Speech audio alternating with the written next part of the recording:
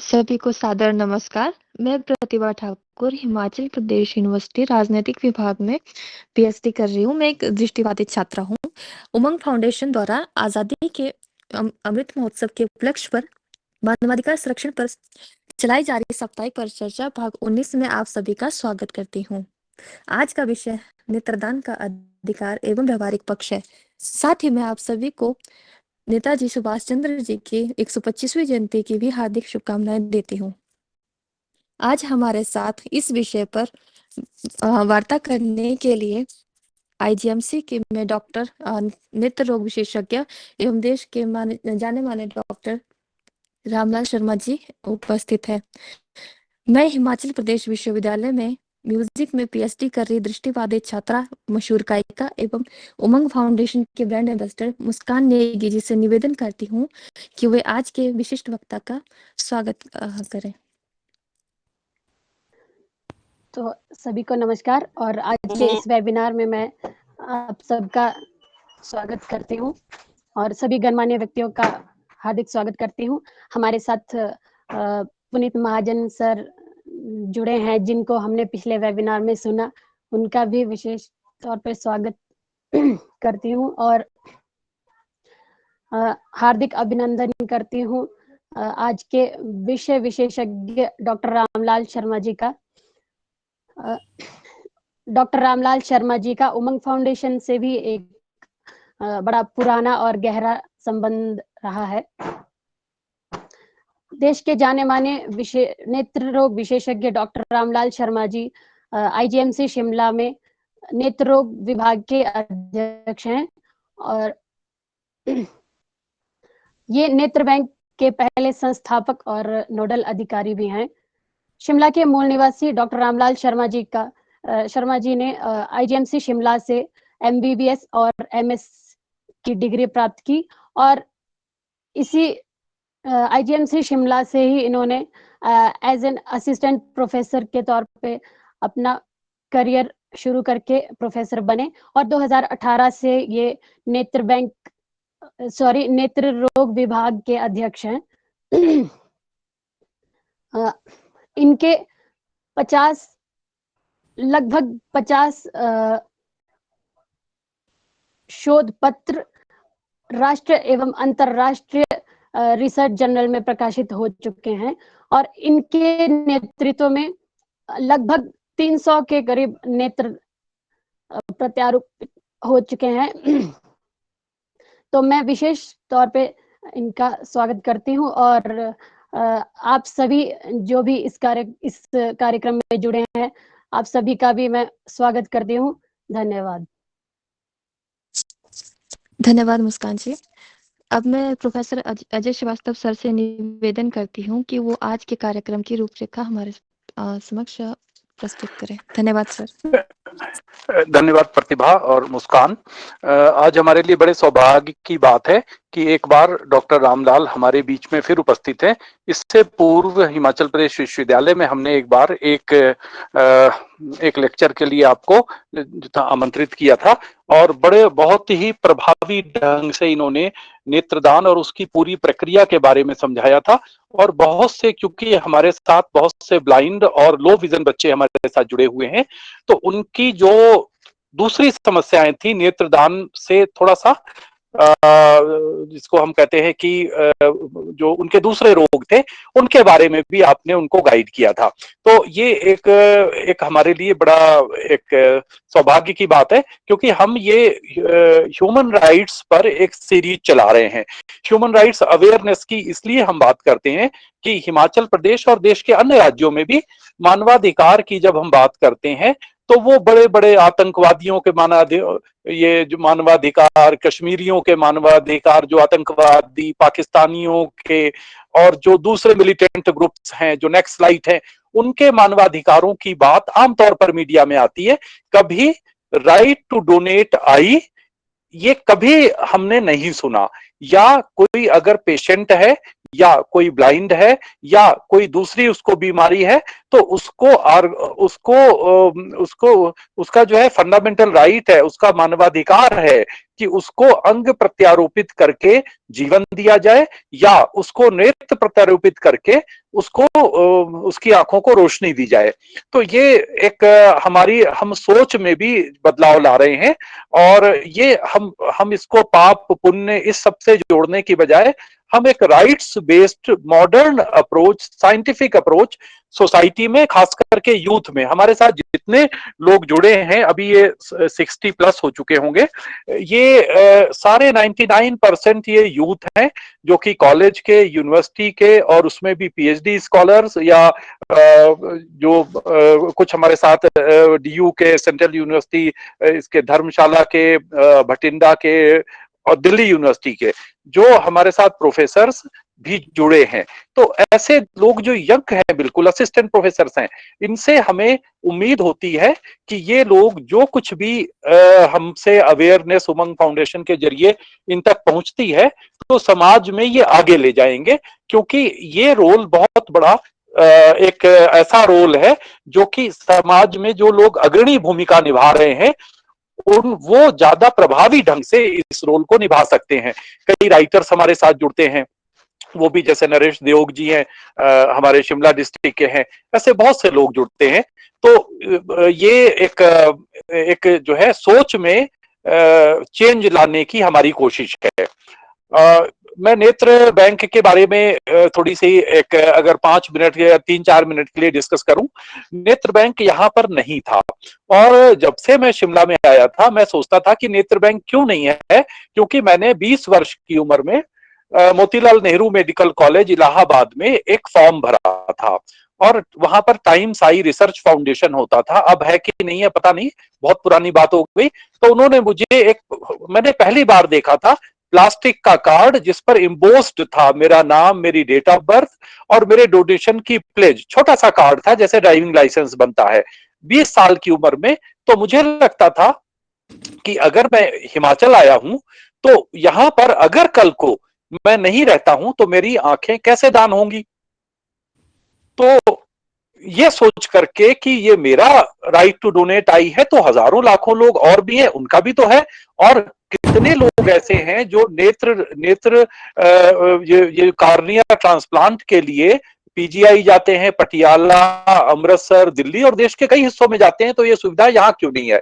तो मुझे यहाँ पर पता चला कि उस समय यहाँ पर एक लॉयर थे जो बाद में हाई कोर्ट के ऑनरेबल जज बने, उन्होंने श्री राजीव शर्मा, उन्होंने एक रिट की थी। तो हाई कोर्ट में जब रिट हुई, लेकिन उन्होंने, चूंकि मेरे दोस्त भी थे, लेकिन उन्होंने डिस्कस नहीं किया था। खबरें अखबारों की देख करके उनको लगा कि ये यहाँ पर होना चाहिए। और आईजीएमसी में जो मेन थे हमारे, जिन्होंने एक रॉन्ग रिप्लाई फाइल कराया था, वो डॉक्टर रामलाल के डिपार्टमेंट के एचओडी थे, अभी 3-4 साल पहले वो जो है रिटायर हो गए। उनका कहना था कि यहाँ पर आई बैंक की जरूरत नहीं है क्योंकि यहाँ पर कॉर्नियल ब्लाइंड नहीं होते हैं, यहाँ पर कॉर्नियल नहीं होते हैं, हिमाचल प्रदेश में निल है इनकी संख्या, इसलिए हमें जो है नेत्र बैंक की स्थापना करने की कोई जरूरत नहीं है। तो और वो पीआईएल हाई कोर्ट ने जो है डिसमिस कर दी, क्योंकि उसमें हाई कोर्ट तो उतना ही माइंड अप्लाई करेगा जितना पिटिशनर प्लीड करेगा और जितना रिप्लाई गवर्नमेंट से मिलेगा। अब आईजीएमसी का लिखा हुआ रिप्लाई अगर सेक्रेटरी हेल्थ ने फाइल कर दिया तो हाई कोर्ट को लगा कि ये तो एक फ्यूटाइल एक्सरसाइज होगी, यहाँ पर कॉर्नियल ब्लाइंड ही नहीं है। हाई कोर्ट के जजेस भी बहुत अवेयर हों ऐसी हम उम्मीद नहीं करते हैं, वो तो उतना अवेयर करते हैं जो फैक्ट्स उनके पास जो है सामने जो पेश किए जाते हैं। तो जब 2008 में धूमल जी की सरकार बनी और डॉक्टर बिंदल बने तो उनसे मैंने बात की, तो उन्होंने पता करके मुझे एक बार बताया कि यहाँ तो हाई कोर्ट में रिट जो है डिसमिस हो चुकी है और ये नहीं हो सकता है यहाँ पर, क्योंकि यहाँ कॉर्नियल ब्लाइंड नहीं है। तो मैंने कहा देखो नेशनल डेटा इतना है और उसके हिसाब से हिमाचल में भी इतने लोग लगभग कॉर्नियल ब्लाइंड होने चाहिए अगर राष्ट्रीय औसत है। और अगर हम मान भी लें कि यहाँ एक भी कॉर्नियल ब्लाइंड नहीं है, जो कि ऐसा हो नहीं सकता है, लेकिन अगर आपको लगता है कि यहाँ पर आई बैंक जो है वायबल नहीं होगा क्योंकि कॉर्नियल ब्लाइंड नहीं है, तो श्रीलंका का हम एक मॉडल देख सकते हैं उनको दोनों को नहीं पता था। बिंदल जी मुझे बाद में सीएम के पास ले गए, धूमल जी के साथ भी हमने डिस्कस किया। वो भी हैरान हो गए कि श्रीलंका की आंखों से पूरी दुनिया देखती है। श्रीलंका एक ऐसा मॉडल दिया है जहां मुस्लिम कंट्रीज, जिसमें इस्लाम में, जहां तक मेरी कई जो इसके धार्मिक जो नेता हैं, स्कॉलर्स हैं, उनसे भी बात हुई कि इस्लाम में जो है ऑर्गन डोनेशन या आई डोनेशन अच्छा नहीं माना जाता है। तो Pakistan, Egypt, Saudi Arabia, UAE और बहुत से कंट्रीज, वहां पर आंखें यानी कॉर्निया श्रीलंका डोनेट करता है।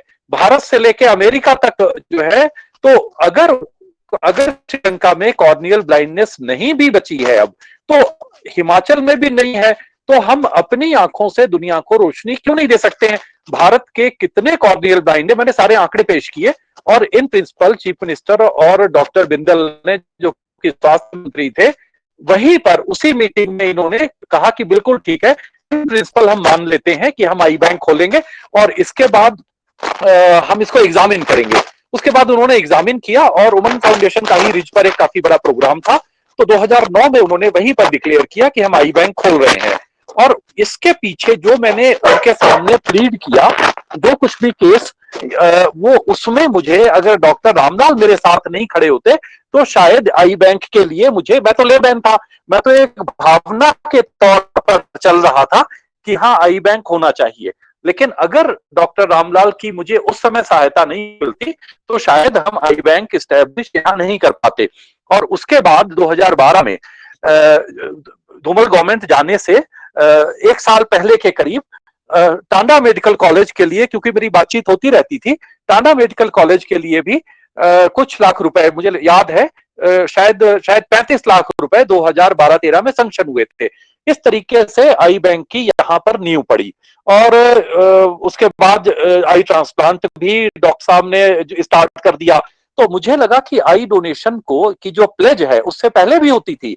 भारत सरकार का जो एक ब्लाइंडनेस इरेडिकेशन प्रोग्राम देश भर में चलता था, वो यहाँ पर भी इस तरीके से एक फॉर्म वगैरह भरवाते थे, लेकिन वो फ्यूटाइल एक्सरसाइज थी।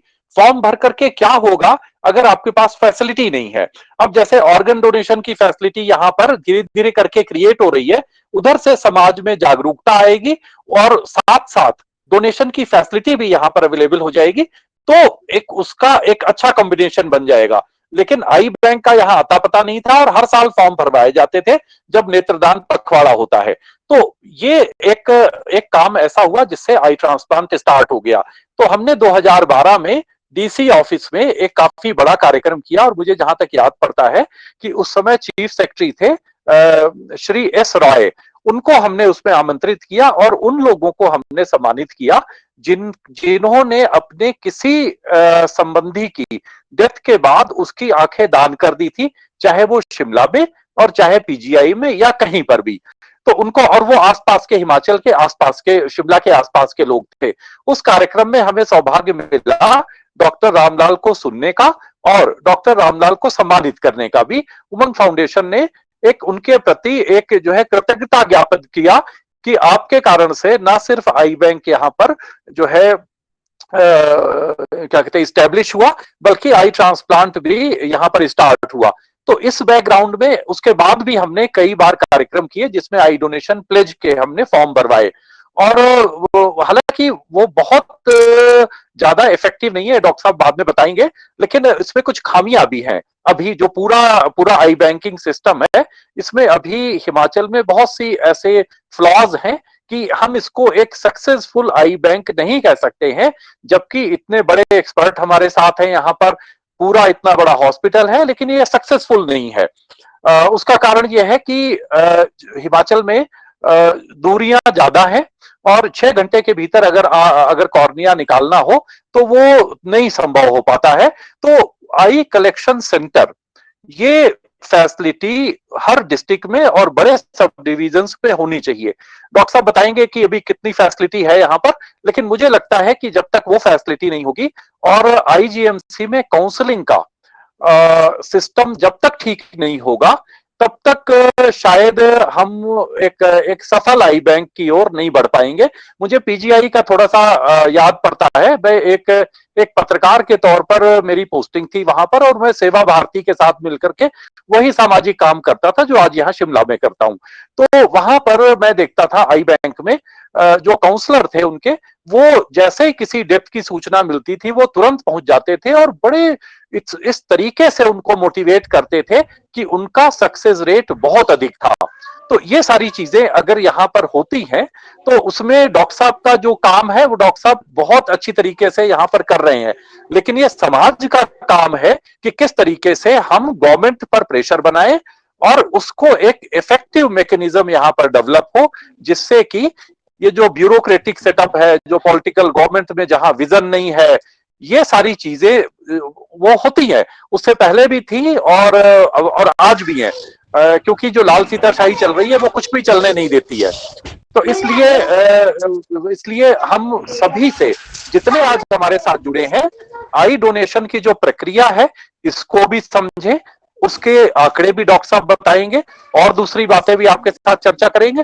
लेकिन समाज में जागरूकता लाने के लिए ये कार्यक्रम एक मील का पत्थर साबित हो, क्योंकि इसमें ज्यादातर लोग ऐसे नौजवान हैं जो समाज के लिए कुछ बेहतर करना चाहते हैं और बिना किसी स्वार्थ के हमारे साथ हर हफ्ते इस कार्यक्रम का वेट करते हैं और जुड़ते हैं। तो इन्हीं शब्दों के साथ मैं डॉक्टर साहब का धन्यवाद करता हूं और डॉक्टर पुनीत महाजन जी का और दूसरे जितने अतिथि हमारे साथ जुड़े हैं, बहुत सीनियर लोग जुड़े हैं, मैं उन सबका धन्यवाद करता हूं कि आप हम जैसे सामाजिक कार्यकर्ताओं का हौसला बढ़ाते हैं, ताकि समाज में ये नौजवान जो 20, 21, 22, 23, 24 साल के हैं, बड़ी आइडियल एक इनके मन में एक जो है भाव ऐसा होता है कि हमें समाज के लिए कुछ अच्छा करना है, उनको मोटिवेट करते हैं, ताकि हमारा जो योगदान है समाज में, चाहे वो समुद्र में एक बूंद के बराबर है, लेकिन इन बच्चों के माध्यम से, इन विद्यार्थियों के माध्यम से वो योगदान आगे बढ़ेगा।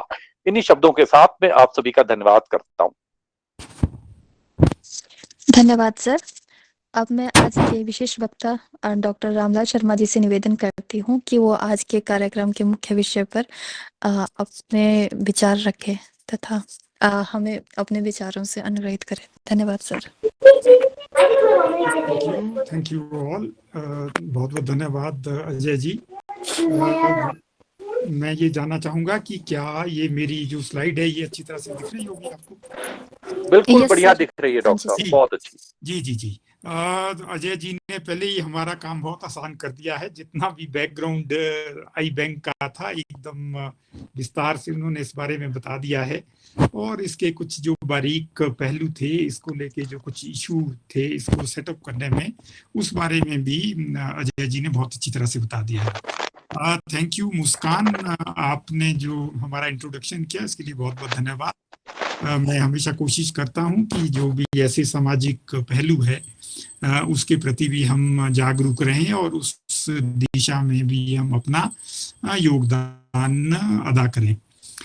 तो अब मैं अपने विषय पे आता हूं। इससे पहले कि मैं विषय के बारे में बताऊं, क्योंकि ये अभी स्वतंत्रता उसका 75वां वर्ष चल रहा है हमारे स्वतंत्रता दिवस का, उसके उपलक्ष्य में भी है, और आज सुभाष चंद्र बोस की भी जयंती है। इस सब के लिए भी मैं आप सबको मुबारकबाद देता हूं। उनके लिए कुछ प्रोग्राम भी नेशनल लेवल पे आज हुआ है।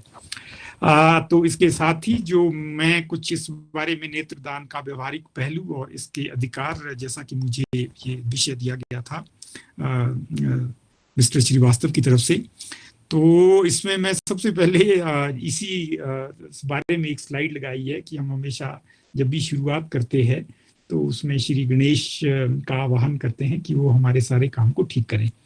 यहाँ पर उसका एक दूसरा पहलू भी है। श्री गणेश जी ना केवल हमारे शुरुआती देवता या प्रथम पूजनीय है, बल्कि ये पहले ऐसे माने जा सकते हैं जिसमें कि एक ट्रांसप्लांटेशन ऑफ एक बॉडी के पार्ट का हुआ था, जो कि उनके हेड का ट्रांसप्लांटेशन है, जो भी हमारी पुराणिक विज्ञान या पुराणिक ज्ञान कहता है कि उनका शीश काट दिया गया था और उसके ऊपर उनके हाथी का शीश लगा दिया गया था। तो इससे हमारी इस सब्जेक्ट की विषय का गहनता और पौराणिकता का पता चलता है कि इस बारे में सोच और इस बारे में एक विचार कितना पौराणिक रहा होगा, कि जहाँ एक ऐसी थॉट थी कि जो किसी एक दूसरे प्राणी के अंग को एक किसी और में प्रत्यारोपित किया जा सकता है, और वो भी इतना इम्पोर्टेंट हो जिसको सबसे पहले या सर्वश्रेष्ठ माना जाए, या शुरुआत में सबसे बेहतर या सबसे पहले पूजा जाने वाला वो एक आइकॉन हो या वो एक देवता हो। इसका मतलब ये है कि जो अंग प्रत्यारोपण है वो कितना पौराणिक, कितना इम्पोर्टेंट, कितना खूबसूरत हुआ जा सकता है। इसी विषय को लेके दान की अवधारणा आप सब जानते हैं कि दान की अवधारणा हमारे देश से ही आई है। हालांकि आज की डेट में पूरे पश्चिम देश डोनेशन की बात करते हैं, बहुत सारी चीज़ों को देने की बात करते हैं, बट हमारे यहाँ ये चीज़, चाहे भूमि दान, धन दान, अन्न दान, देह दान, ये तो हमारे यहाँ एक बहुत पौराणिक अवधारणा रही है। इसी कड़ी में जैसे अंगदान है और उसी कड़ी में एक नेत्रदान भी आता है। अंगदान के बारे में डॉक्टर पुनीत महाजन ने पिछले हफ्ते आपको बताया होगा, बहुत सारी चीजें बोली होगी कि ये क्या चीज है। अंगदान अब सिर्फ नेत्रदान तक सीमित नहीं है, बल्कि बॉडी के बहुत सारे हिस्सों को ट्रांसप्लांट किया जाता है। जैसे आपको बताया होगा कि 12 से 15 या इवन 17 हिस्से एक शरीर के ऐसे हैं जो एक ही व्यक्ति से 17 अलग अलग लोगों को ट्रांसप्लांट किए जा सकते हैं। और इसी सिलसिले में एक आपने कथा भी सुनी होगी कि एक हमारे कोई जो ऋषि थे, दधीची ऋषि, उन्होंने अपना पूरा शरीर ही दान कर दिया था ताकि उनकी हड्डियों के ढांचे से एक वज्र बनाया जा सके, और इस वज्र से एक बहुत बड़े राक्षस का विनाश हुआ था। आज की डेट में जो भी हमारे यहाँ आसपास प्रॉब्लम्स है, उन्हीं को हम राक्षस कह सकते हैं। वो चाहे हमारी डिजीजेस की हो, मर्ज की हो, या आजकल जो कोरोना पेंडेमिक है, जो भी इंसानियत को डराता है, जिससे भी इंसानियत भयभीत होती है, वो चाहे हमारे शरीर की डिजीज, डिसेबिलिटी, अंधापन या मौत के रूप में, जैसे आजकल कोरोना का एपिडेमिक आप देख रहे हो, उसकी राक्षस से तुलना और उसके लिए कोई ना कोई वज्र या इसी तरह की चीज जो है उपाय की जा सकती थी। और इसी दैवीय शक्ति या एक सामूहिक शक्ति या एक सामाजिक जो हम लोग इकट्ठे होते हैं, जिसको सो कॉल्ड हम नॉन एनजीओज बोलते हैं, जिसका आप लोग भी, उमंग फाउंडेशन भी एक हिस्सा है जो भी ये काम करती है, ये सामूहिक शक्ति ही ऐसी वो आपदाओं को निवारण करती है, या ऐसे जो विकराल समाज के सामने समस्याएं होती है उसको डील करती है। तभी हम समूह में काम करते हैं, और इसी सामूहिक शक्ति को दैवीय शक्ति कहा जा सकता है।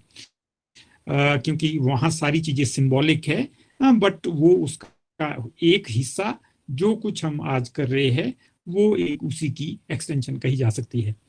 ऑर्गन डोनेशन को लेके, डेफिनेशन को लेके मेरे ख्याल से बहुत ज़्यादा स्पेसिफिक होने की ज़रूरत नहीं है, पर कोई भी अगर हम अपने अंग को अपनी इच्छा से कानूनी रूप से दूसरे के लिए प्रत्यारोपित करने के लिए अनुमति देते हैं, तो उसको हम अंगदान कह सकते हैं। ये इस बारे में बहुत सारे ऑर्गन हैं जिसको पिछले हफ्ते डॉक्टर पुनीत महाजन के थ्रू आपने सुना होगा। इसको लेके कानून है, प्रावधान है। 1994 में एक एक्ट बना था जो अंग प्रत्यारोपण को लेके अंग था, उसमें कई बार संशोधन बीच में किए गए हैं, और अभी लेटेस्ट एडिशन इसमें जो 2019 में हुआ था, जिसमें कि बहुत सारी चीजें इसमें जोड़ दी गई है, और इस तरह से गवर्नमेंट भी इस बारे में या हमारे कानून भी इस बारे में अवेयर है कि ये चीज आगे बढ़े।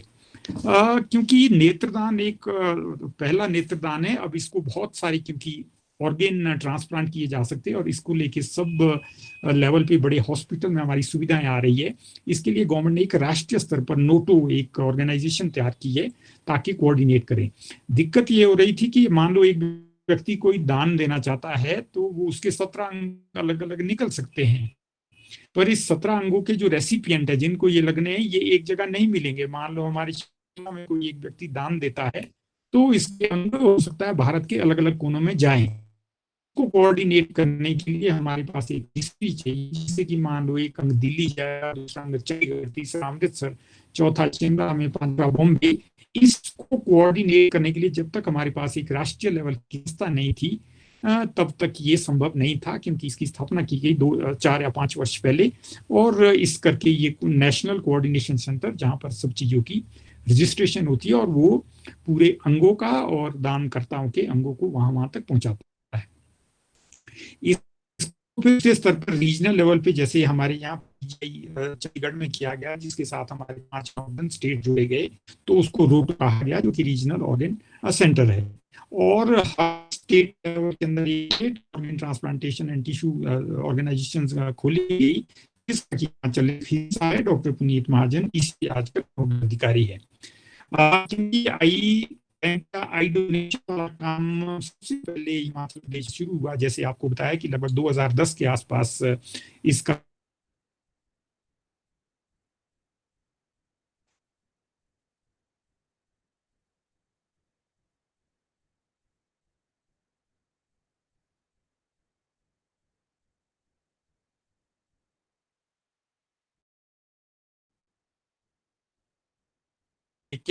ये हमारे उसका नेत्रदान का काम 2010 में स्टार्ट हुआ था। अगर हम इसकी बैकग्राउंड में जाएं थोड़ा सा, तो पहले जानवरों की अंग जो है इंसानों में लगाने का प्रयास किया गया, परंतु कामयाब नहीं हुए। सबसे पहली जो कामयाबी थी इंसानी अंग की, वो कॉर्निया की 1905 में हो गई थी, जिसमें कि एक किसी मृत आदमी का एक कॉर्निया को निकालकर एक आदमी में निकाला गया था, और तभी से आई ट्रांसप्लांटेशन का काम शुरू हुआ। तो नेत्रदान को लेके मैं पीछे बैकग्राउंड में बता चुका हूं। कोई भी व्यक्ति जो अपनी इच्छा से नेत्रदान को करना चाहता है, वो बिल्कुल कर सकता है। और अपनी नेत्रदान की एक बड़ी चीज ये है कि ये मृत्यु के बाद किया जा सकता है, जबकि दूसरे दान या आपके ब्रेन डेड पर्सन में किए जाते हैं, मतलब उसका हार्ट चलता होना चाहिए, ब्रेन डेड हुए। जबकि आंख की जो ट्रांसप्लांटेशन है वो किसी जीवित व्यक्ति से नहीं लिया जाता, इसको या ब्रेन डेड से या डेड व्यक्ति से ही किया जा सकता है। और दूसरी बात जो आई डोनेशन को लेके है, वो ये है कि आप इच्छा से जिस मर्जी को अंग देना चाहे, ऐसा आंख के दान में नहीं होता है। जैसे आप किडनी ट्रांसप्लांटेशन में, मान लो आपका कोई रिश्तेदार है, बेटा, बहू, माँ, माता पिता है, उनको आप दान करना चाहते हैं, तो आप अपनी किडनी दान दे सकते हो। आंख के मामले में ऐसा नहीं है। आंख में आप दान करते हो, उसमें ये नहीं बता सकते हो आप कि जो है ये मेरी आंख इस व्यक्ति को लगाई जाए, क्योंकि उसमें जीते जी नहीं है, वो एक मौत या मृत शरीर से निकाला जा सकता है। और वो दान जो है अननोन आदमी को दिया जा सकता है, क्योंकि बहुत बार ऐसा होता है कि वो आंख कई बार सुटेबल नहीं होती है, या उस व्यक्ति के शरीर में हमें कई बार मर्जें मिलती है जिस आदमी ने दान दिया है, जिसकी वजह से ये आंखों को ग्राफ्ट नहीं किया जा सकता। तो उस स्थिति में हम आंखें लोगों को नहीं प्रत्यारोपित करते, बल्कि उसको फिर हम रिजेक्शन कर देते हैं। तो इस करके ये कंफर्म नहीं होता है कि जब आपने दान दिया है कि वो फलाना व्यक्ति को ही लगे। विश्व स्तर पर लगभग 1 करोड़ लोग इस वक्त कॉर्निया को लेके अंधे हैं, और दो टोटल दृष्टिविहीन अगर हम 1 करोड़ 20 लाख लेते हैं, तो इसमें लगभग 20 लाख से ऐसे लोग हैं जिनको की कॉर्नियल ब्लाइंडनेस से जो सफर कर रहे हैं, और उसमें कॉर्निया से ठीक किया जा सकता है। इसी बैकग्राउंड में जो नेत्रदान का काम है वो किया जाता है। तो आप सोच सकते हो कि हमारे देश में कितना बड़ा आंकड़ा है जिनको की कॉर्नियल ट्रांसप्लांटेशन की जरूरत है। हिमाचल प्रदेश को लेके कुछ आंकड़े, जैसे अजय श्रीवास्तव जी ने शुरू में बता रहे थे कि यहाँ को लेके कोई खास राष्ट्रीय स्तर पर आंकड़े नहीं थे, बट जो हमारा नेशनल एवरेज है उसके हिसाब से लगभग 3 से 4 हजार कॉर्नियल ब्लाइंड हमारे प्रदेश में होंगे, जो कि एक आंख से पार्शियली या फुल्ली कॉर्नियल ब्लाइंड हो सकते हैं। इसको लेकर जब आई बैंक शुरू हुआ तो 2012 में हमने एक स्टडी की थी कि जिसमें हमने presence and pattern of corneal morbidity पे एक आईजीएमसी में स्टडी की थी।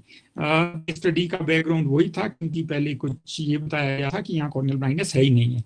तो जो इस स्टडी के आंकड़े थे, तो ये मैं आपको बताना चाहूंगा कि इसमें लगभग हमने 246 लोगों पर स्टडी किया था जिनको कॉर्नियल ब्लाइंडनेस थी, और उसमें कॉर्नियल ब्लाइंडनेस के बहुत सारे कारण हमारे यहाँ सामने आए थे, जिसमें आंख में सफेदीपन होना है, आंख में इन्फेक्शन होना है, जैसे 2 बड़े इंपॉर्टेंट डोमिनेंट कॉज थे। और जो कुछ आंखें ऑपरेट होती है, जैसे ऑपरेशन हुआ है किसी आंख का, मोतिया का, उसके बाद भी आंख का कॉर्निया खराब हो जाता है, लेंस आंख में लगते हैं उसके बाद भी और कॉर्निया खराब हो जाता है। तो ये 3 बहुत बड़े मेजर कारण हमें देखने में आए थे इस स्टडी में। तो ये एक इस स्टडी का एक मुख्य पहलू था और इस स्टडी को पब्लिश भी किया गया था इसी चीज को लेके, कि ताकि इसको लेके कोई ये ना बताए कि हिमाचल प्रदेश में कॉर्निया की प्रॉब्लम नहीं है। तो इसमें जो ये परसेंटेज थी, ये 3 टॉप इंपॉर्टेंट जो कॉजेज थे कॉर्नियल ब्लाइंडनेस के, इसको लेके हमने ये शोध किया था और इसकी हमने वो पब्लिकेशन भी कराई थी। अब ये आंख का दान जरूरी क्यों है, ये इसका थोड़ा सा बैकग्राउंड मैंने जैसे बता दिया कि बहुत सारे लोग जो है इस प्रॉब्लम से सफर कर रहे हैं, इनको कॉर्नियल डोनेशन की जरूरत है। और हमारे देश में लगभग 1 करोड़ मौतें कम से कम एक साल में होती है, पर इनमें से सिर्फ 40,000 लोग ही एक साल में दान करते हैं। तो आप सोच सकते हो कि 100 में से 1 आदमी भी दान नहीं करता है, बल्कि 1000 में से लगभग 4 आदमी दान करते हैं, जो 1000 मौतों में सिर्फ 4 दान करते हैं। इस बैकग्राउंड में मैं आईजीएमसी में भी बताना चाहूंगा कि हमारे आईजीएमसी शिमला में लगभग 1500 मौतें एक साल में रिकॉर्ड होती है, और जबकि इनमें से 1% आई ही मुश्किल से ये दान कर पाते हैं। तो आप ये सोच सकते हो कि इस वक्त हमारे आईजीएमसी में 150 लोग की वेटिंग लिस्ट है जिनको नेत्र प्रत्यारोपण की जरूरत है। तो अगर 10% आई, मतलब कि इस 1500 में से सिर्फ अगर 150 लोग सिर्फ एक साल में दान कर देते हैं, तो हमारा एक पूरे की पूरी वेटिंग लिस्ट एक साल में खत्म हो जाएगी, अगर हम इतने लोगों को मोटिवेट कर सकते हैं। और अगर ये आंकड़ा देखें आप कि कैसे वक्त के साथ कितने लोग प्लेज करते हैं, तो ये बीच में ग्राफ ऊंचे नीचे होते रहे हैं। शुरू में हमने इसमें बहुत अच्छी पेस पाई थी, हालांकि पहले 2010 के आसपास थोड़ी डिफिकल्टी आई, पर 2017 तक ये आंकड़ा 258 तक हमारे प्लेजेस का पहुंच गया था। उसके बाद धीरे से ये थोड़ा आंकड़ा डाउन होने लगा। बाद में आप देख सकते हो कि पिछले 2-2.5 सालों में कोरोना का जो इफेक्ट था, इसने किस तरह से हमारे इन ग्राफ्स को बिल्कुल डाउन कर दिया है और नंबर ऑफ प्लेजेस कम हो गए हैं। इसी तरह से नंबर ऑफ डोनेशन का आंकड़ा भी अगर आप देखो तो ये भी पहले इनिशियली बढ़ता गया और फिर हम इसको सस्टेन कर रहे थे पिछले 3-4 सालों से, बट ये कोरोना के असर की वजह से, क्योंकि सबसे पहले इसमें ऑर्गन डोनेशन बंद की गई, क्योंकि एक पॉसिबिलिटी थी कि ये वायरस कोरोना के क्योंकि शरीर से जाना है तो ये एक व्यक्ति से दूसरे व्यक्ति में जा सकता है। और इसी करके पहले कुछ महीना या पिछले साल तो लगभग हमने ऑलमोस्ट बंद किया, जिसमें सिर्फ 3 या 4 ही डोनेशन हम ले पाए और उसी के प्रोपोर्शन में हम केरेटोप्लास्टी कर पाए। तो दूसरा, अब ये कोरोना पेंडेमिक ने भी ऑर्गन डोनेशन को बहुत बुरी तरह से असर किया है। जो अब तक हमारे पास आंकड़े आए हैं तो ये देख सकते हो आपकी लगभग हमारे पास ये आंकड़ा 148 था कुछ साल पहले, 2 साल पहले कोरोना की वजह से ये आंकड़ा 180 हो गया जो वेटिंग लिस्ट है हमारे पास। और अब तक हमने 276 ग्राफ्टिंग कर चुके हैं, जबकि आई कलेक्शन हमारे पास लगभग 345 कॉर्निया अब तक आ चुके हैं, जिनमें से कि बहुत सारे हम यूज नहीं कर पाए क्योंकि उसमें या तो मर्जें निकल आई या फिर वो आई अनसुटेबल थी, क्योंकि अगर बहुत कोई ऐसा डिजीज मर्ज ओल्ड पेशेंट नेत्रदान करता है तो वो आंखें कई बार वो काम की नहीं आती, फिर हमें उसको रिजेक्ट करना पड़ता है। दूसरी चीज अंग को लेके, एक कॉर्निया को लेके जो स्पेशल है कि क्वालिटी ऑफ कॉर्निया हमेशा एक असेस करते हैं कि किस क्वालिटी का cornea, best cornea A grade का माना जाता है। तो आपने देखा होगा कि हमारे पास अधिकतर कॉर्निया बुजुर्ग लोगों ने दान की है, इसलिए वो बीच की जैसी क्वालिटी का है। बहुत अच्छी क्वालिटी के कॉर्नियाज हमारे पास नहीं आए, जो कि जवान लोगों से कॉर्नियाज आते हैं। तो इसी करके हम बहुत सारे जो चिल्ड्रन की ग्राफ्टिंग है, जो छोटे बच्चे या एडोलिसेंट है, उसमें हम ग्राफ्टिंग सिर्फ टॉप ग्रेड की करते हैं, जबकि पुअर ग्रेड का कॉर्निया या कम ग्रेड का कॉर्निया हम एल्डरली या डिजीज या थेराप्यूटिक पर्पज के लिए करते हैं। तो इसी वजह से कुछ जो हमारे अगर केरेटोप्लास्टी की जो पुअर सक्सेस रेट है, ये भी इस पर डिपेंड करता है कि आपका क्वालिटी ऑफ कॉर्निया कितना बढ़िया है, क्योंकि हमारे पास quality of cornea moderate to poor quality के कॉर्नियाज थे। इस करके कुछ केसेस में जो हमारे फेलियर होते हैं उसमें एक इम्पॉर्टेंट कॉज ये क्वालिटी ऑफ कॉर्निया भी रहता है। ऑफ कोर्स जो पेशेंट की बहुत सारी आंख की डिजीज भी ऐसी है जिसमें सक्सेस रेट कंपैरेटिवली कम रहता है, वो भी बहुत सारे इसके पहलू है। परंतु इसके बावजूद भी हमने कुछ ऐसे यहाँ पर केसेस किए हैं। जीरोडर्मा एक मर्ज होती है जिसमें आंख, चमड़ी में, पूरे शरीर में काले काले धब्बे पड़ जाते हैं और उसमें उसके कैंसर हो जाते हैं। तो उसमें एक ऐसी लड़की थी जिसका कि एक ही आंख थी, वो भी कॉर्नियल ब्लाइंड थी, बिल्कुल बहुत ही पुअर स्टेटस से थी, 18-20 साल की। उसमें ग्राफ्टिंग किया था और उसमें ये पार्शियली सक्सेसफुल कॉर्नियल ग्राफ्ट रहा था, जो कि वन ऑफ द रेयर है, और इस केस रिपोर्ट को भी हमने पब्लिश किया था। ये हमारा डोनेशन का हर साल का, जब हमारे नेत्रदान पखवाड़ा आता है 25 अगस्त और 8 सितंबर के बीच में, तो हम हर साल इसको मनाते हैं और उसमें लोगों को मोटिवेट करने के लिए अलग अलग तरह के कार्यक्रम करते हैं। ये उसी का एक हिस्सा है कि हम लोगों को मोटिवेट करें कि भाई लोग आगे आए। हॉस्पिटल में भी लेक्चर देते हैं इस बारे में, और हमारी जितनी staff nurses, health care worker है, उनको बोलते हैं कि जो भी हॉस्पिटल बेस्ड डेथ्स है उनमें आपके रिश्तेदार जानने वाले हैं, उनको आप हमेशा आगे आने के लिए बोले। इस संबंध में बीच बीच में हम मीडिया में भी जाते हैं ताकि लोगों को पता हो। बहुत सारे लोगों को मालूम ही नहीं होता कि यहाँ कुछ ऐसा है। तो इसमें वक्त के साथ 2017 में हमारे पास ऐसा एक आंकड़ा था कि जिसमें हमने कुछ रेयर लोगों की, कुछ मोटिवेशनल लोगों की ग्राफ्टिंग की थी, और कुछ लोगों के हमने ये आंकड़े हर साल बढ़ते जा रहे थे। जो लोग इसमें हेल्प करते हैं, वो चाहे हमारे हॉस्पिटल के एम्प्लॉई है, बाहर की कुछ ही संस्थाएं हैं, जहां मैं अलग अलग जगह में जाने की कोशिश करता हूं, और हर प्लेटफॉर्म पे जहां भी लोग नेत्रदान के बारे में जानना चाहे वहां मैं इस बारे में बातें करने की कोशिश करता हूं। कुछ ये हमारे मोटिवेशनल वो रहते हैं। 2019 का ये प्रोग्राम है। तब तक हमारा ये प्रोग्राम ठीक चल रहा था। उसके बाद सडनली कोरोना की वजह से चीजें डाउन होती गई और फिर हम ये चीजें नहीं कर पाए। ये दो और रेयर केसेस है जिसमें हमने कि एक हॉस्पिटल एक ये यंग मैन है जो बीच में, जो आपको फोटोग्राफ दिख रहा है, इसका एक्सीडेंट हो गया था और इसकी ये आंख बाहर निकल गई थी, जैसे आपको इसमें दिख रहा है। ये निकली हुई आंख ही हमने निकाली और इसको किसी दूसरे व्यक्ति के ग्राफ्ट कर दिया। इसकी आंख तो पूरी तरह निकल चुकी थी। फिर इसमें आप देखते हो कि इसकी दाईं आंख में आर्टिफिशियल आई लगी हुई है, और जो है इसकी आंख को हमने दूसरे व्यक्ति को ट्रांसप्लांट किया है। तो ये एक रेयर एग्जांपल है कि जिसमें लाइव डोनर आज भी जिंदा है, पर उसकी एक्सीडेंट में निकली हुई आंख को हमने लगाया था।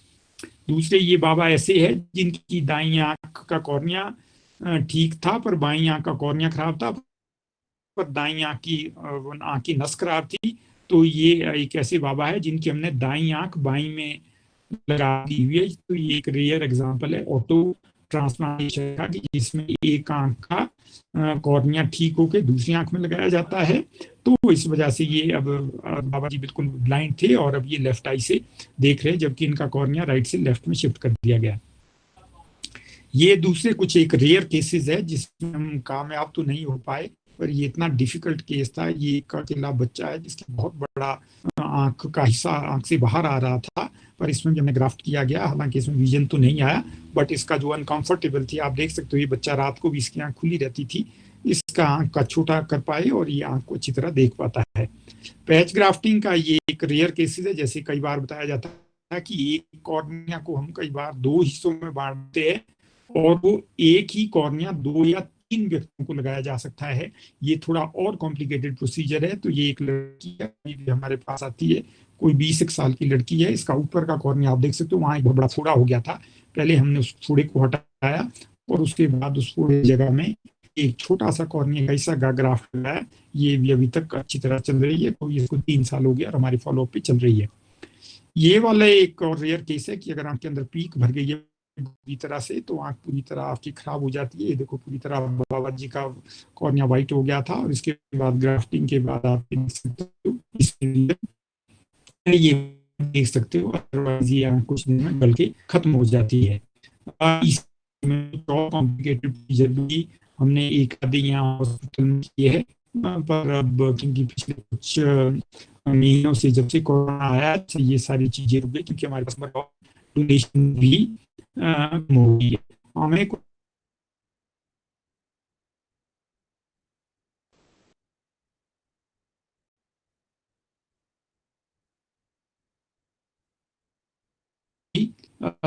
रुक गया है।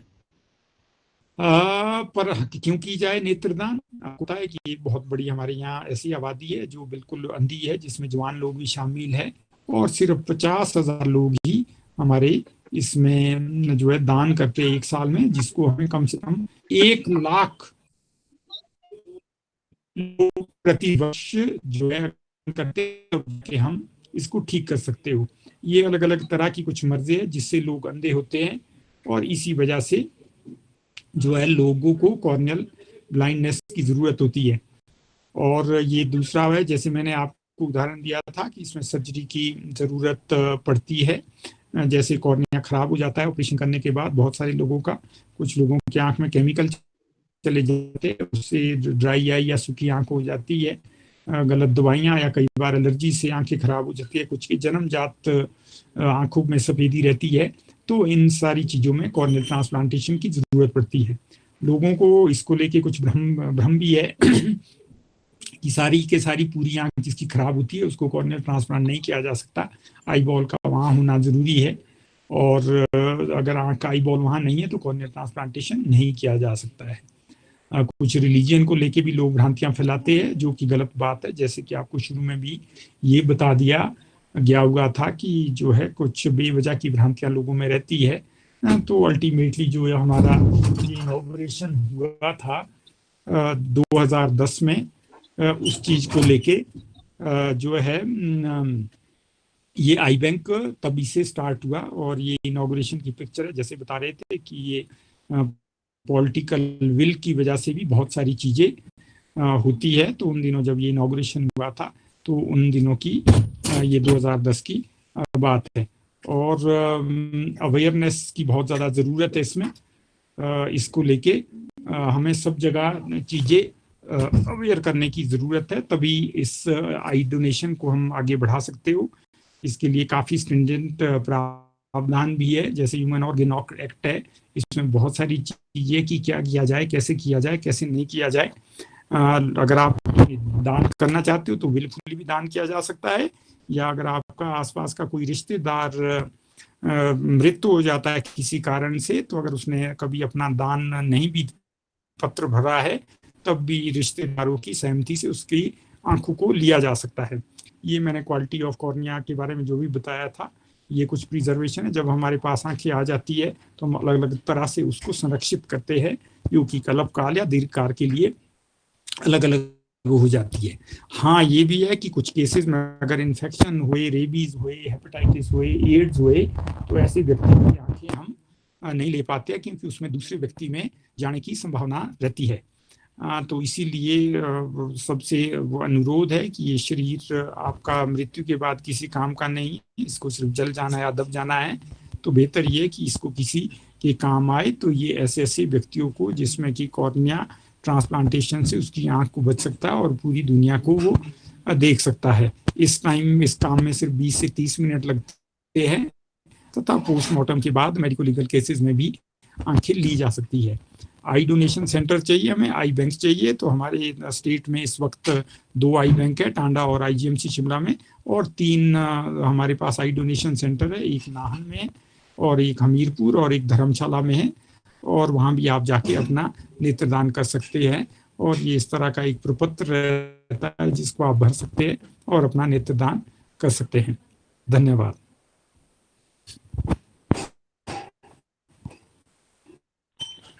धन्यवाद सर, आपने नेत्रदान के विषय में हमारे साथ बहुत बहुमूल्य जानकारी साझा की है। सर आप कुछ बोल रहे थे? इसमें मेरे दिमाग में पहला सवाल आ रहा है कि और भी क्वेश्चंस काफी आए हुए हैं कि मृत्यु के बाद कितनी देर के भीतर कॉर्निया निकाला जा सकता है, और क्या पूरी आंख निकालते हैं या कॉर्निया निकालते हैं? और जब किसी के घर में मान लिया रोहड़ू में डेथ होती है या रामपुर में होती है या कहीं ठियोग में होती है, तो वो किसको संपर्क करे? वहां पर कौन से ऐसे कोई हेल्पलाइन नंबर है? किसको बताए कि हमारे यहाँ डेथ हुई है और हम आई डोनेट करना चाहते हैं? फिर उसके बाद क्या होता है? आपकी टीम यहाँ से जाती है, क्या करते हैं? जी, तो उस बारे में एक क्वेश्चन यहाँ ऑनलाइन भी आया था, प्रॉब्ली संजीव से। 2 चीजें आपने बताई कि मृत्यु के 6 से 8 घंटे के अंदर हम आंखें निकाल सकते हैं, और दूसरी बात, अगर कोई दूर से भी देना चाहे तो एक यहाँ ऑनलाइन सवाल भी आ रहा है कि ऑनलाइन भी आप इस फॉर्म को वेबसाइट पे भर सकते हैं और हमारे को बाई पोस्ट आप आईजीएमसी भेज सकते हैं जो प्लेज करना चाहता है। ये प्लेज की बात है। डोनेशन के लिए तो वहां टीम को पहुंचना होगा, ये हम वहीं से डोनेशन उठा सकते हैं जो एसेसिबल एरिया हो। यूजुअली इसको 25 से 50 किलोमीटर के दायरे में आई बैंक डिफाइन करता है कि आप इतने दायरे से ये आंखें ले सकते हो, आप इस दायरे से बाहर ना जाए। मान लो कोई रोडू में किसी की मृत्यु हुई है तो वहां से दान उठाना पॉसिबल नहीं होएगा, क्योंकि जब तक टीम वहां पहुंचेगी तब तक वो नेत्र खराब हो चुके होंगे। हाँ, जो एक विद इन दायरे या विद इन अप्रोचेबल एरिया में दान होता है वो किया जा सकता है। प्लेजिंग के लिए ऑनलाइन प्लेजिंग की जा सकती है, जैसे कि यहाँ पर एक क्वेश्चन भी आया था। जी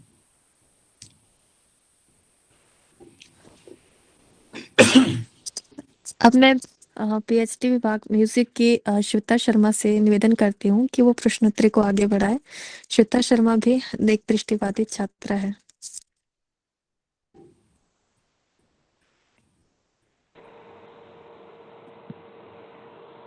सभी को मेरा नमस्कार। ऐसे डॉक्टर रामलाल जी ने सभी की जिज्ञासाओं को काफी साफ करने की कोशिश की है, तो फिर भी कुछ एक सवाल हैं और आप अभी भी पूछ सकते हो कि आप लोगों के मन में जो भी सवाल होंगे।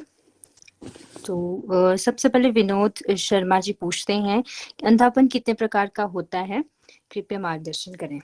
जी, अंधापन कई तरह से डिफाइन किया जा सकता है, जिसमें कि एक लीगल डेफिनेशन है जो आम लोगों के लिए रेलेवेंट है कि कोई भी व्यक्ति जिसकी दृष्टि 3 मीटर से अधिक आगे नहीं जाती है, कानूनन तौर पर उसको अंधापन माना जा सकता है।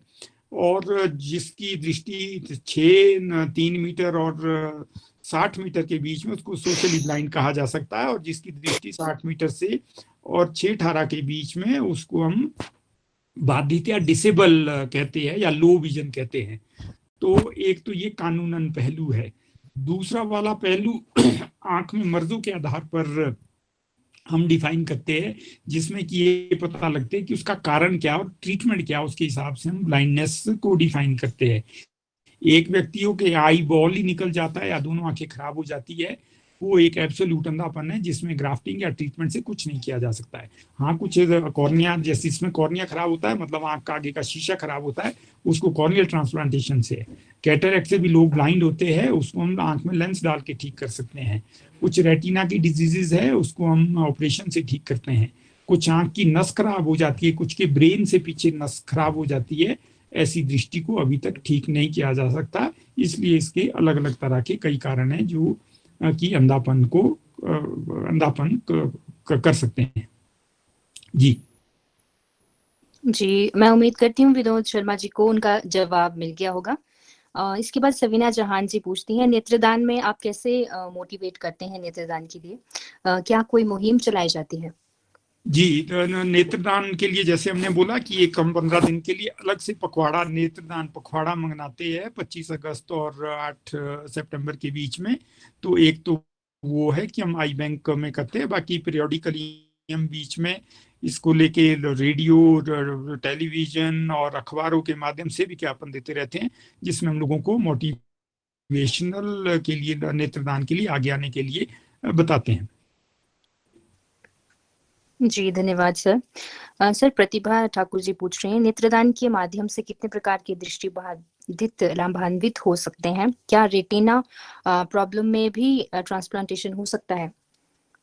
जी नहीं, हाँ, रेटिना में कोई ट्रांसप्लांटेशन अभी तक पॉसिबल नहीं है। सिर्फ कॉर्निया की जो ब्लाइंडनेस है वही नेत्रदान से ठीक की जा सकती है, कॉर्निया या कॉर्नियल रिलेटेड डिजीज से। बाकी रेटिना है किसी का खराब, या आई बॉल खराब है, आंख की नस खराब हो गई है, या आंख का किसी का डेला ही नहीं बना है, या डेला पूरी तरह से क्रश हो गया हुआ है, चोट में लग गया है, या आंख सिकुड़ के बैठ गई है, ऐसी स्थिति में नेत्रदान से दृष्टि नहीं ठीक की जा सकती। सिर्फ जो कॉर्नियल ब्लाइंड है उसी को नेत्रदान से ठीक किया जा सकता है। जी धन्यवाद सर। सर परीक्षित चौहान जी पूछ रहे हैं, how many eye banks are available in Himachal? Himachal Pradesh में 2 आई बैंक है, एक आईजीएमसी शिमला है, दूसरा टांडा मेडिकल कॉलेज में है, और 3 आई डोनेशन सेंटर है जहां सिर्फ आप नेत्रदान कर सकते हो, पर ग्राफ्टिंग के लिए ये आंखें वहां से इन आई बैंक्स में भेजनी होगी। जी धन्यवाद सर। संजीव शर्मा जी पूछ रहे हैं, is it possible to donate one eye like some people donate kidney for relatives? जी नहीं, मैंने जैसे बताया था कि आप अपने रिश्तेदारों के लिए जीते जी दान नहीं कर सकते। इसका दान किडनी से बिल्कुल अलग है। जीते जी हम किसी की आंख नहीं निकाल सकते। जो जो 2 रेयर केसेस मैंने बोले थे, ये तभी होता है किसी का आंख स्पॉन्टेनियसली एक्सीडेंट में बाहर निकल गई, उसका भी अगर कॉर्निया ठीक हुए, जैसे इस केस का था जो मैंने बताया था। अदरवाइज जीते जी आप अपने रिश्तेदारों को नेत्रदान नहीं कर सकते हैं। जी thank you sir. Hemraj Rana ji पूछ रहे हैं, सर मैंने 2 साल पहले नेत्रदान किया था, क्या हम शरीर के दूसरे भाग भी दान कर सकते हैं और हम जिला स्तर पर किस तरह लोगों को जागरूक कर सकते हैं? जी, जो दूसरे नेत्रदान का प्रोसेस शायद पिछली बार, दूसरे अंगदान का प्रोसेस पिछली बार समझाया होगा, वो सिर्फ ब्रेन डेड की स्थिति में ही एक्चुअल डोनेशन हो सकता है। पर हाँ, जीते जी आप उसका एक अपना प्लेज फॉर्म भर सकते हो, जो कि हमारे जो सोटो है वो आईजीएमसी शिमला में है। उसका आप आए और अपना प्रपत्र भरें और उसमें अपने सभी अंगों के बारे में दान करने की आप इच्छा व्यक्त कर सकते हैं। हाँ, इतना जरूर है कि वो दूसरे अंग तभी निकलेंगे अगर आपके मतलब जब अंत समय हुए उसमें ब्रेन डेड की स्थिति आए। अदरवाइज आंख तो आपकी पूरी तरह से हमेशा के लिए दान हो सकती है। जी thank you sir. Sir Shri Ajay Srivastava ji पूछ रहे हैं, क्या ब्लाइंड व्यक्ति भी कॉर्निया दान कर सकते हैं? जी, अगर उनका कॉर्निया ठीक है, अगर किसी की ऑप्टिक एट्रोफी की वजह से वो खराब है आंखें, तो अगर कॉर्निया उनका सही है तो ब्लाइंड व्यक्ति भी बिल्कुल दान कर सकता है, प्रोवाइडेड उसका कॉर्निया नॉर्मल हो। जी, तो कोई और प्रश्न हो किसी का तो आप सभी का स्वागत है। सर मेरा प्रश्न आपसे ये है कि जैसे शायद अभी तक जितना मैं समझ पाई हूँ कि डोनेट जो व्यक्ति कर सकता है उसकी एज का कोई वो नहीं है, बट फिर भी आप वो समझा दें। लेकिन जिसको डोनेट करना है तो उनकी एज के लिए क्या कुछ वो रहता है? जी जी, बहुत ही अच्छा पर्टिकुलर सवाल पूछा। मैंने इसको पासिंग रेफरेंस में अपने उसमें जिक्र किया था। एज को लेके एज सच कोई बार नहीं है, कोई भी व्यक्ति दान कर सकता है और हम हर उम्र की व्यक्ति की आंखें लेते हैं। बट इन जनरल 70 साल की उम्र तक की जो आंखें होती है वो अच्छी क्वालिटी की होती है। यूजुअली जो लोग फिर 70 साल से ऊपर है उनकी आंख की क्वालिटी यूजुअली डाउन होने लगती है। इसी तरह से जब हम ग्राफ्टिंग करते हैं उसमें भी अगर यंगर पेशेंट मिल गए तो उसमें ग्राफ्ट होने के चांसेस अच्छे रहते हैं। पर जैसे जैसे अगर एल्डरली लोग उम्र बढ़ती जाती है, ग्राफ्टिंग के चांसेस प्रोपोर्शनेटली कम हो जाते हैं। हाँ, इनफैक्ट इन जनरल एज कोई बार नहीं है, ना लगाने के लिए ना आंखें दान करने के लिए। जी, आपको बहुत बहुत धन्यवाद सर। हाय हेलो जी, थैंक यू वेरी मच। जी hi Ramlal sir ji sir ji मेरा नाम जोगिंदर सिंह, हिमाचल प्रदेश डिस्ट्रिक्ट बिलासपुर का रहने वाला हूं मैं। बोलो जी। जी सर, जैसे मान लो अगर कोई फुल बॉडी डोनेट करता है तो आप मतलब उसका कैसे फिर पता लगाते हैं कि अगर वो 1-2 दिन में उसकी डेथ बॉडी है तो उसकी फुल बॉडी ही का कर ली जाए? इसमें 3 अलग अलग पहलू है, थोड़ा सा कंफ्यूजन इसमें, अगर मैं आपका क्वेश्चन सही समझा है। एक है आपका अंग दान करना, उसमें आप जीते जी एक प्रपत्र लिख के देते हो कि मेरे अंगों को निकाला जाए तथा उसको किसी दूसरे व्यक्ति में प्रत्यारोपित किया जाए। आप अपना कागज भर के छोड़ देते हो।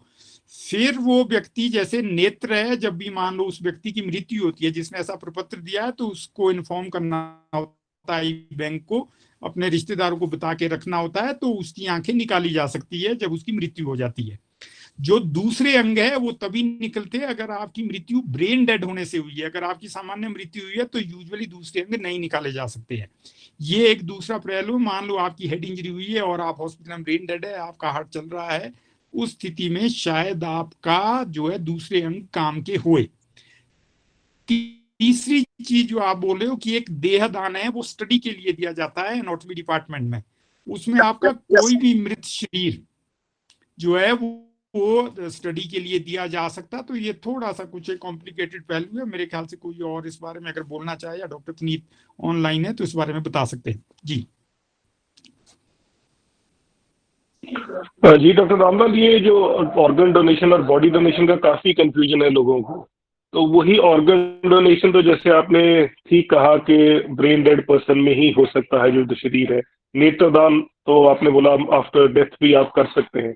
जी ऑर्गन डोनेशन आप सही बोल रहे हैं, वो सिर्फ एक रिसर्च और मेडिकल पर्पसेस के लिए है, अनाटमी डिपार्टमेंट और उसमें डिपार्टमेंट में। तो उसमें बहुत सारे लोग जो कहते हैं कि हमने बॉडी डोनेट करनी है, तो वो अपना घर वालों को इन्फॉर्म कर सकते हैं। कोई ऐसा जरूरी नहीं है कोई आपको बहुत ज्यादा आपको फॉर्म भरना है या कोई मेडिकल ये टेक्निकल इश्यूज है या कोई कानूनी उसमें है।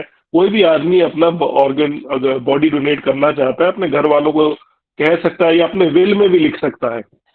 जी सबसे बेस्ट है कि अपने विल में लिख के वो अगर जाए कि अगर मेरी विल है कि मेरे करने के बाद मेरी बॉडी डोनेट कर दी जाए। क्योंकि बहुत सारी जो मृत्यु है वो घर में ही होंगी, जिसमें ब्रेन डेड पर्सन नहीं होगा, उसके ऑर्गन तो नहीं हो सकते बट बॉडी डोनेट हो सकती है। बट बॉडी डोनेशन का मैं यही बोल रहा हूँ कि आजकल बहुत ज्यादा उसका जरूरत नहीं है मेडिकल कॉलेज हॉस्पिटल्स को, क्योंकि अब बहुत सारी टेक्निक्स हमारी जैसे पहले होती थी और रिसर्च कम हो गई है और एनाटमी में भी बॉडीज की अब ज्यादा जरूरत नहीं है, क्योंकि हमारे पास काफी सारी लावारिस लाशें और वो होती है जिससे मिल जाती है जिसमें नहीं है। तो बॉडी डोनेशन एक मन में आता है कि हम बॉडी डोनेट करें, बहुत अच्छा वो विचार है, बट उसका असल में कितना यूटिलाइजेशन हो पाएगा वो अभी हम कहना मुश्किल है।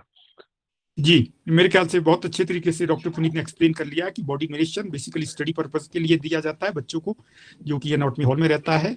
अंगदान मैंने बोला, पूरे बॉडी के अंगदान सिर्फ ब्रेन डेड स्टेट में लिए जाते हैं। नेत्रदान किसी भी स्थिति में लिया जा सकता है, भी व्यक्ति की मौत हो जाती है हम ले लेते हैं और दान के लिए यूज कर सकते हैं। मेरे ख्याल से यही इस लेक्चर का ज्यादा इंपॉर्टेंट फोकस है। दान सबसे आसान है, इजी है, इसको कोई भी व्यक्ति कर सकता है। जी इसमें डॉक्टर साहब, इसमें थोड़ा सा एक मेरी क्वेरी थी जो हमें काफी रोज एक सामाजिक कार्यकर्ता के नाते जो है दिक्कत आती है कि बहुत से बच्चे यहाँ से बड़ी लेट स्टेज में, जैसे 20 साल के साल उम्र हो गई, फिर वो हमारे पास इंटरनेट से या किसी के उससे रेफरेंस पूछते हैं कि मेरी आंखें कमजोर होने लगी थी और मैं नहीं पढ़ पाया क्योंकि स्कूल जाने में डॉक्टरों ने कहा कि जहां कहीं पर भी दिखाया कि अब आंखों पे तुम्हारी जोर पड़ता है तो पढ़ाई लिखाई को थोड़ा सा साइड लाइन करके रखो। अब देखिए, आप आज के इस कार्यक्रम में 4 पीएचडी स्कॉलर्स हैं, एक वोट ऑफ थैंक्स भी एक पीएचडी स्कॉलर।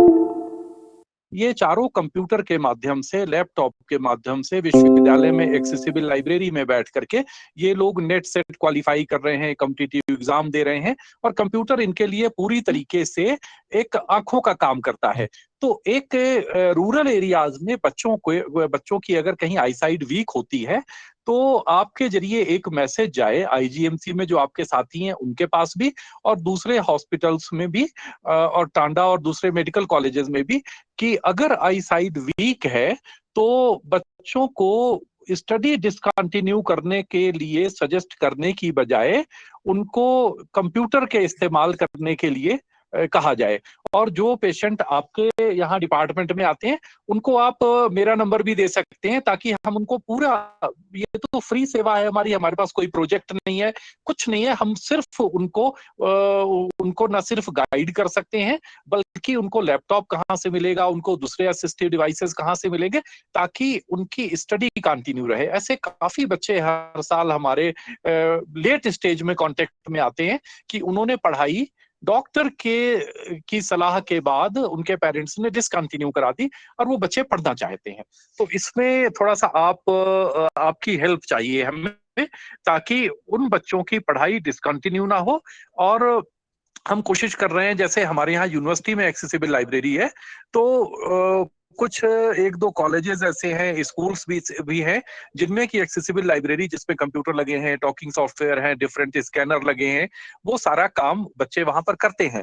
लेकिन लार्ज स्केल पर हो ये फैसिलिटी, इसकी तरफ भी कोशिश कर रहे हैं। लेकिन आपसे ये हमें हेल्प चाहिए कि बच्चों को कोई भी डॉक्टर अपनी स्टडी डिसकंटिन्यू करने के लिए ना कहे।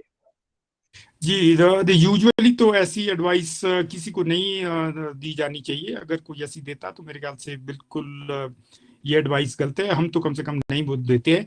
एक का हमारे पास ऐसा सेक्शन है जिसमें डॉक्टर का कोई रोल नहीं होता। मेरे ख्याल से वो बहुत सारे बच्चे जिनके आपने 4 के उदाहरण दिए हैं, उनका डॉक्टरी इलाज पॉसिबल नहीं है, क्योंकि उसकी भी एक अपनी सीमाएं हैं।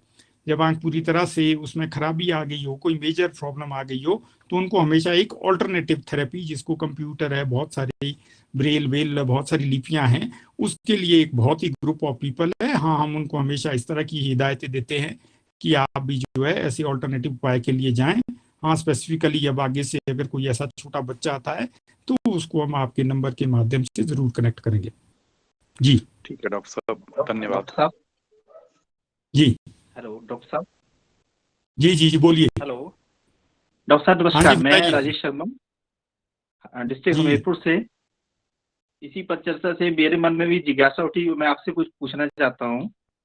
जी जी जैसे आप बात चली कि कॉर्निया जो डोनेट करते हैं, जी तो एक हेल्दी कॉर्निया और अनहेल्दी जी कॉर्निया है। मान लो हमने फॉर्म तो जी भर दिया, डोनेशन के बाद में चलो दे भी दिया, लेकिन बाद में कई बार जैसे आपकी चर्चा से पता चला कि कुछ हेल्दी जी नहीं होते, बाद में उसको हम ट्रांसप्लांट जी जी नहीं कर जी सकते। तो अगर मैंने डोनेट करना है, इससे पहले कोई ऐसा पैरामीटर्स होते हैं जिससे पता चल जाता है कि इस एज ग्रुप में जो है ये कॉर्निया हेल्दी है और सक्सेसफुल है, आगे हम इसको कर सकते हैं ट्रांसप्लांट? जी कुछ जी ऐसा जी पैरामीटर? इसमें तो 2 तरह के जवाब होंगे मेरे को। एक थोड़ा सा फिलोसफिकल है, दूसरा एक रियल है। जी फिलोसफिकल जवाब ये है कि हमारी जो संस्था भी है, आई डोनेशन की जो ऑल इंडिया लेवल पे संस्था है, जो कानून है, वो ये बताता है कि अगर आपकी नीयत दान करने की है तो उसमें तो वो तो पूरी शुद्ध है।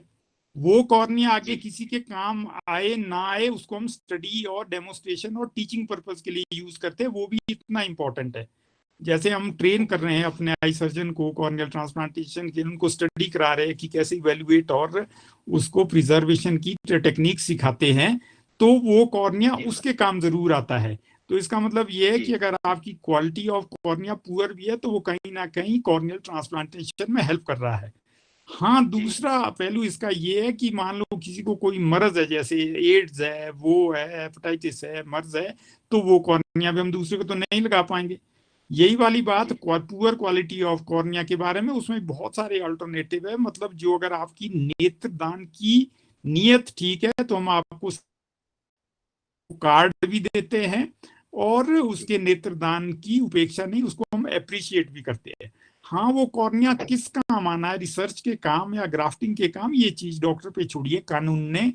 तो आप बेहतर है कि अगर आपके कोई भी ऐसी नीयत है तो आप बिल्कुल बेझिझक अपना दान करिए। उस आंख का कोई ना कोई यूज हो जाएगा, भले यो ग्राफ्टिंग ना हो।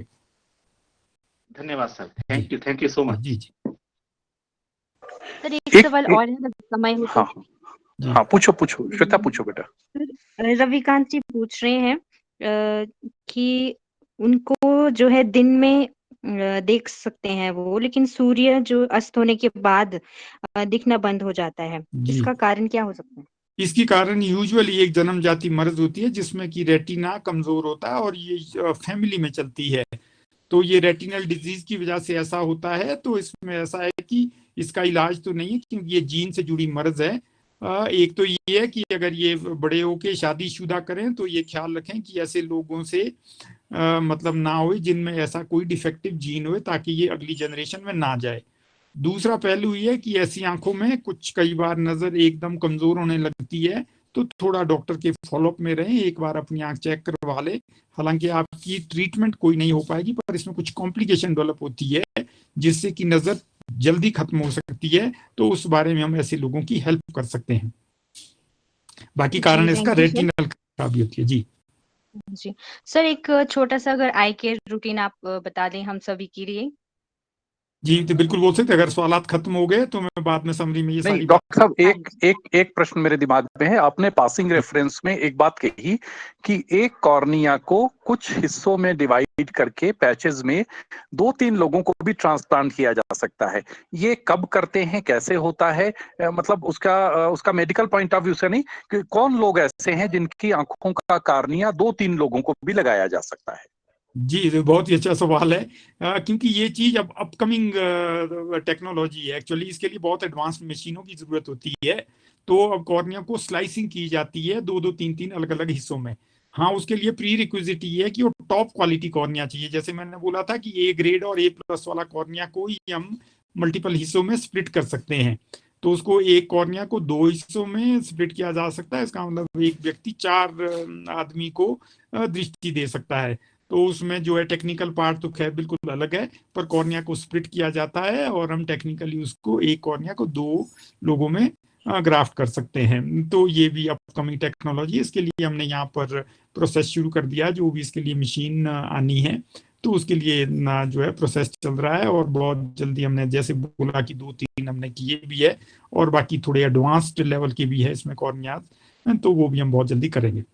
इसमें इसमें डॉक्टर साहब, अभी तक आपने दो तीन लोगों के कॉर्निया एक से ज्यादा लोगों में लगा दिए, इसका मतलब जो जी आप कहना चाहते हाँ, हैं? एक से ज्यादा लोगों में तो क्या मतलब, पर वो स्प्लिट कॉर्निया बोलते हैं उसको हाँ, एक्चुअली। स्प्लिट अगर वो कॉर्निया। एक में भी लगाना है, एक तो उसका वो सक्सेस रेट बहुत हाई है। दूसरा, उसका विजुअल रिहेबिलिटेशन बहुत अच्छा है जो ये स्प्लिट कॉर्निया है। पर वो टेक्निकली बहुत चैलेंजिंग है कि कॉर्निया सिर्फ आधे मिलीमीटर का होता है, उसको भी और फर्दर स्लाइस करके बहुत पतला करना होता है, फिर उसको ग्राफ्टिंग करना भी काफी टफ और मुश्किल है।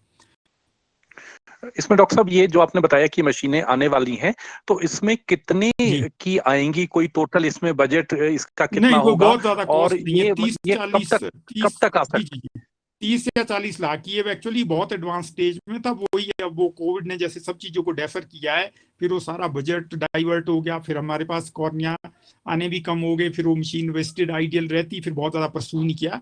बाकी ये प्रोसेस में है मशीन। उसको हमने जो टॉप प्रायोरिटी डाला था उसको फिर अभी कोविड की वजह से थोड़ा स्टैंड बाई पोजीशन में लाया। जैसे ही अगर हमारे ये कोविड कम होता है तो तुरंत हम इसको प्रोक्योर कर लेंगे। मतलब इसका मतलब ये है कि अगर कोविड की सर्ज कम हो जी जाती है या ये, जी जी, तो इस साल तो ये बहुत 2022 में 2022 बिल्कुल में ऐसा हो सकता है। जल्दी से जल्दी, जैसे ही हमारी कॉर्नियल अच्छा, डोनेशन का और नंबर बढ़ता है। ये हमारे इस दिल्ली के अलावा हमारे रीजन में पंजाब, हरियाणा, जी चंडीगढ़, जम्मू कश्मीर, जी, उत्तराखंड, कहाँ इस तरीके के ये ट्रांसप्लांट हो रहे हैं? चंडीगढ़ में कर रहे हैं, चंडीगढ़ में लोग कर रहे हैं, वहां भी इसका काम शुरू हो गया है। हाँ, वो भी ये करते तो प्राइवेट में भी कर रहे हैं, पीजीआई जी में जी और दूसरे जी जी, हॉस्पिटल? प्राइवेट में भी हो रहा है और पीजीआई में भी हो रहा है ये। ठीक है। जी जी, चलो, अगर ये सवालात खत्म हो गए तो मेरा एक लास्ट क्वेश्चन था कि आंखों की देखभाल कैसे करें। अगर और कोई क्वेश्चन नहीं है तो मैं इस बारे में बता देता हूँ। नमस्कार जी सर। सर मैं रीता सोशल वर्क की स्टूडेंट हूँ हिमाचल प्रदेश विश्वविद्यालय की। जी जी, तो बोलिए। सर मैं आपसे ये प्रश्न पूछना चाहती हूँ कि सर सामाजिक कार्यकर्ता मतलब नेत्रदान के लिए लोगों को कैसे अवेयर कर सकते हैं? बिल्कुल सही बोला, जैसे अभी कर रहे हैं आप, जैसे अभी अजय श्रीवास्तव जी ने ऐसा प्रोग्राम रखा, ये इतने लोगों को अगर कनेक्ट कर पाए, इतने लोगों को मैसेज चला गया, तो ये एक बहुत ही अच्छी चीज है। इसी तरह से आप भी अपने आसपास के जो लोग हैं या कहीं किसी की मृत्यु होती है तो उनको ये बता के रखें, या कहीं आप ऐसी जगह जाएं तो उनको जरूर इस बारे में बताएं कि आप जो अपना नेत्रदान कर सकते हैं, और नेत्रदान आप करा सकते हो। कम से कम मैंने जो शॉर्टेस्ट या इजीएस्ट तरीका ये है। हाँ, बाकी बड़े स्तर पर आप तो बीच में इस तरह की अवेयरनेस प्रोग्राम या वो इस बारे में हेल्प कर सकते हैं। Okay sir, thank you. जी डॉक्टर आनंद, एक थोड़ा सा मैं बीच में थोड़ा बोले कि ये जो आजकल शायद कंफ्यूजन हो रही होगी दो प्रोग्राम इकट्ठे इकट्ठे हो गए कि अंगदान नेत्रदान, ये अलग अलग जी चीज नहीं है। तो वो अलग अलग फॉर्म्स भी नहीं है, एक प्लेज फॉर्म है, उसी के अंदर डिफरेंट है कि आप अपनी आई भी कर सकते हुए। तो एक ही फॉर्म है, कोई डिफरेंट फॉर्म भरने की जरूरत नहीं। लोगों को कंफ्यूज ऐसा ना रहे कि अंगदान के लिए अलग फॉर्म भरना है, नेत्रदान के लिए अलग फॉर्म भरना है। तो जो प्लेज फॉर्म है, शायद मैं डॉक्टर श्रीवास्तव जी से एक शेयर किया था, वो अपनी साइट पे या कहीं पे लोगों के साथ शेयर भी कर सकते हैं। तो उसी के अंदर आई का भी है, उसी के अंदर दूसरे ऑर्गन का भी है। बिल्कुल सही। तो ये लोगों को ऐसी भ्रम सा ना रहे कि अंगदान के लिए अलग कोई फॉर्म भरना है, नेत्रदान के लिए अलग फॉर्म भरना है, जी जी वो जी, कंफ्यूजन ना रहे। तो एक बिल्कुल ही प्लेटफॉर्म है, उसी से आप अपना जो भी, उसी में अगर आपने सिर्फ आई भी करनी है तो उसके अंदर से आई भी टिक कर सकते हैं, और वो भी है, तो वो एक ही फॉर्म है, वो सोटो के थ्रू आपको आएगा और आप अपना कार्ड दे सकते हैं जैसे भी है। तो अब यह इसीलिए एक सोटो बना है कि सब हर अंगदान या जो भी है एक अंडर वन अम्ब्रेला हो जाए, कंफ्यूजन स्टेट ना रहे। जी जी जी, मैंने अपनी प्रेजेंटेशन में इसीलिए सबसे पहली स्लाइड इसी की डाली थी कि अब एक ही अम्ब्रेला में आ गया है। यूजुअली हम इसको जो है पहले as an eye donation promote करते थे, अब ये अंगदान का एक हिस्सा है। तो उसमें वो जो आपने क्लैरिफिकेशन दी बहुत इंपॉर्टेंट है। मेरा मानना है कि ये सब तक पहुंच गई होगी। जी, अब नेत्रदान की देखभाल के बारे में कुछ एक क्वेश्चन था लास्ट, अगर मैं समराइज कर रहा हूँ कि आंख की देखभाल कैसे करें। बिल्कुल, अगर आपके पास आंखें हैं तो पूरी दुनिया, आप ये खूबसूरत दुनिया देख सकते हैं, पर जिनके पास नहीं है वो भी इसको महसूस कर सकते हैं। मेरा बिल्कुल नहीं, क्योंकि बहुत सारे, जैसे अजय श्रीवास्तव जी ने बताया कि ऐसे बच्चे हैं हमारे यहाँ ऑनलाइन है, they are big achiever, I congratulate them, really they are very hard working. मैंने वहां भी देखा इनको जाके, इनका काम बहुत खूबसूरत है। और अभी भी जिस तरह से कन्वीन कर रहे थे बहुत ही अच्छे तरीके से। आंख को देखभाल करने के लिए यह है कि आंख को बिल्कुल अपनी प्रकृति पे छोड़ दे, इसको छेड़े नहीं, इसमें किसी तरह की कोई चीज ना इसमें अंदर डाले ना इसमें से बाहर निकाले। हमारी आंखें खुद अपना देखभाल खुद करती है। हाँ, इतना जरूर है कि अपने कंप्यूटर, मोबाइल, टीवी में इन आंखों को एक्सेसिव टाइम के लिए मिसयूज मत कीजिएगा। आर्टिफिशियल लाइट में रात के टाइम में 10-11 बजे के बाद गैर जरूरी कामों के लिए आंखों को अपनी बेवजह मत यूज करिए। इस पर्टिकुलरली मैं इस चीज पे फोकस कर रहा हूँ, क्योंकि लोग बहुत ज्यादा सोशल मीडिया में आजकल झूम रहे, वो जुड़े हुए हैं। दूसरी, आंख को ठंडे पानी से धोएं। आंख में एक हद तक पानी अंदर, गंदा पानी अंदर ना जाए, साफ पानी से ही आंखें धोइए। और अगर किसी को चश्मे का नंबर है, नजर कमजोर है, तो डॉक्टर को जो चेक करवाएं, चश्मा लगा हुआ है तो उसको लगाइए। और इसी तरह से कोई भी किसी तरह की आंख में कोई शिकायत आती है, तकलीफ आती है, तो इसके लिए मेडिकल राय लें। फल सब्जियां खाएं, जितने भी पिगमेंटेड चीजें हैं जिसमें रंग है, जैसे टमाटर है, रंगीन फ्रूट है, आपके बेरीज है ना, वो है अपना गाजर है, सारे जितने भी पिगमेंटेड फ्रूट्स और सब्जियां हैं वो सब किसी ना किसी तरीके से आंख के लिए हेल्पफुल रहते हैं। क्योंकि आंख के अंदर ये हमारे 3 अलग अलग तरह के पिगमेंट्स है जो हमारी पूरी आंख की फिजियोलॉजी को चलाते हैं। तो मोटे तौर पर जितने भी लाल रंग के, ब्लू रंग के फ्रूट्स होते हैं वो आंख के लिए बहुत ही यूजफुल है, आप उनको अपने आहार में शामिल करिए। जी, धन्यवाद।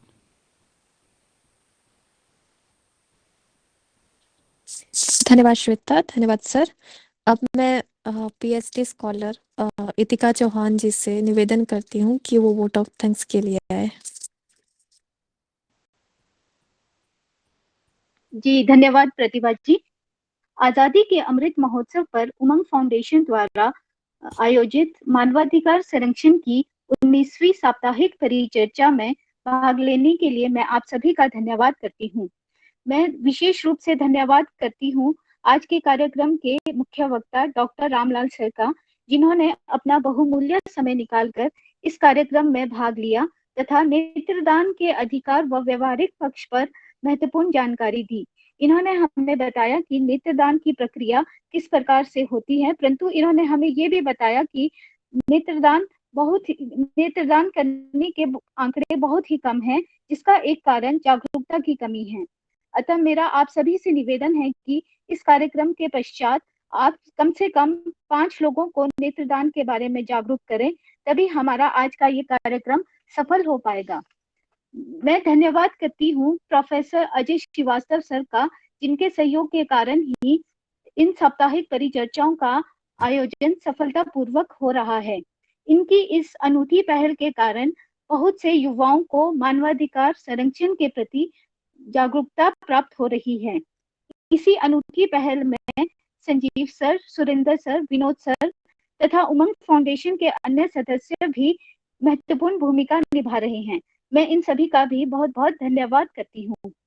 मैं धन्यवाद करती हूँ हिमाचल प्रदेश विश्वविद्यालय की दृष्टिबाधित शोधार्थी प्रतिभा, मुस्कान और श्वेता जी का, जिनके सहयोग के कारण ही आज के कार्यक्रम का सफलतापूर्वक संचालन हुआ है। अंत में मैं धन्यवाद करती हूँ इस कार्यक्रम से जुड़े सभी गणमान्य लोगों तथा प्रतिभागियों का, जिन्होंने अपना बहुमूल्य समय निकालकर इस कार्यक्रम में भाग लिया।